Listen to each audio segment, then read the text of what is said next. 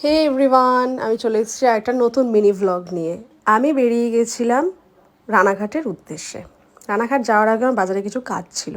আমার বাড়ির রাস্তা ছেড়ে আমি মাঠের রাস্তা দিয়ে যাচ্ছি, কারণ ওই যে বৃষ্টি হলেই আমাদের রাস্তাটা সমুদ্র, এই যে রাস্তাটার প্রমাণ। আমি ঘুরে ঘুরে অন্য রাস্তা দিয়ে এলাম, তাও সেই মাঠের অবস্থা তো খারাপ।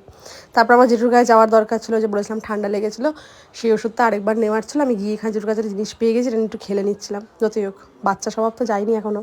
তারপরে ওখান থেকে বেরিয়ে বাজারে আমি একটু সুতো নিয়ে নিলাম, মায়ের জন্য ফুল, কারণ আগামীকাল বৃহস্পতিবার। তারপরে মিষ্টি, মা সব কিনে টিনে বললো নিয়ে একবার রানাঘাট যা। আমি যখন স্টেশন ঢুকলাম তখন দেখলাম ডাউনে একটা ট্রেন ঢুকছে।